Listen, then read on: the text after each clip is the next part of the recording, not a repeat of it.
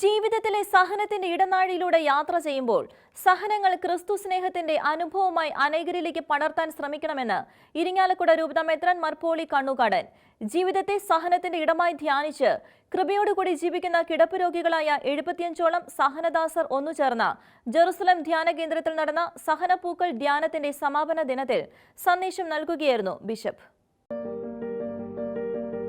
ജീവിതത്തെ സഹനത്തിന്റെ ഇടമായി ധ്യാനിച്ച് കൃപയോടുകൂടി ജീവിക്കുന്ന 75ഓളം സഹനദാസർ ഒന്നുചേർന്ന സഹനപ്പൂക്കൾ ധ്യാനം അനുഗ്രഹപ്രദമായിരുന്നുവെന്ന് ധ്യാനത്തിൽ പങ്കെടുത്തവർ തന്നെ സാക്ഷ്യപ്പെടുത്തുന്നു.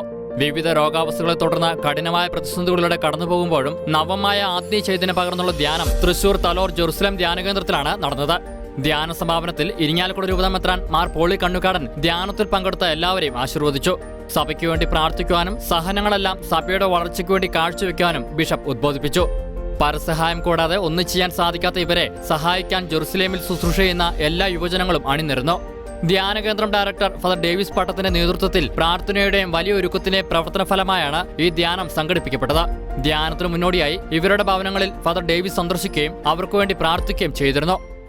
72 വീടുകളിലേക്കും കടന്നു ചെന്ന് പ്രാർത്ഥിച്ച് അവിടെ അനുഭവ സാക്ഷ്യങ്ങൾ പകർത്തി കഴിഞ്ഞപ്പോൾ എൻ്റെ ജീവിതത്തിൽ ഒരു വലിയ മാനസാന്തര അനുഭവമുണ്ടായി.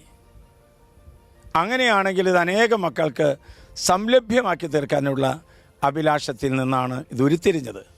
ജീവിതത്തിൻ്റെ എല്ലാ തുറകളിൽപ്പെട്ട രോഗികൾ ഈ 72 പേരിലുണ്ട്.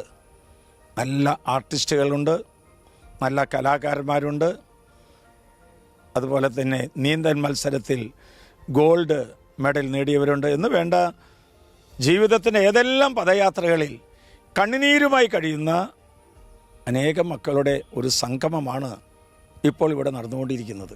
ഇത് ആദ്യമായിട്ടാണ് ഇവിടെ നടക്കുന്നത്. ജീവിതത്തെ പുതിയ തലത്തിൽ നോക്കിക്കാണുവാനും പ്രത്യാശ നഷ്ടപ്പെട്ട ജീവിതങ്ങൾക്ക് ദൈവസ്നേഹത്തിന്റെ പ്രകാശം കാണിച്ചു കൊടുക്കുവാനുള്ള വലിയ ഒരു അവസരമായിട്ടാണ് സഹനപ്പൂക്കൾ ധ്യാനത്തെ പലരും വിശേഷിപ്പിക്കുന്നത്. Father Paul Kallikkadan, father Solomon, father Sijo Thayyalakkal എന്നിവരും ധ്യാനത്തിന്റെ വിവിധ ദിവസങ്ങളിൽ ദിവ്യബലി അർപ്പിച്ച് സന്ദേശം നൽകി. മർപോളി കണ്ണുകാടൻ എല്ലാവർക്കും സ്നേഹോപകാരം നൽകി. അനുദിന ഉപയോഗത്തിനുള്ള ബെഡ്ഷീറ്റ്, പുതപ്പ്, കുളിക്കാനും വൃത്തിയാക്കാനുള്ള മറ്റു പല സാധനങ്ങളും ഉപകരണങ്ങളുമായി നൽകാൻ സുമനസ്സുകൾ സന്നദ്ധരായി. ബൈബിൾ ഗ്രാമത്തിന്റെ ചാരിറ്റി മിനിസ്ട്രി അംഗങ്ങളും പ്രേക്ഷിത സമൂഹവും കുടുംബത്തോടൊപ്പം രാവും പകലും കിടപ്പ് രോഗികളെ ശുശ്രൂഷിക്കാനെത്തിയതും ഏറെ ശ്രദ്ധേയമായിരുന്നു. തൃശൂരിൽ നിന്ന് സിനോ ജോയ്സിനൊപ്പം അജീഷ് സാലു, ഷെക്കേന ന്യൂസ്.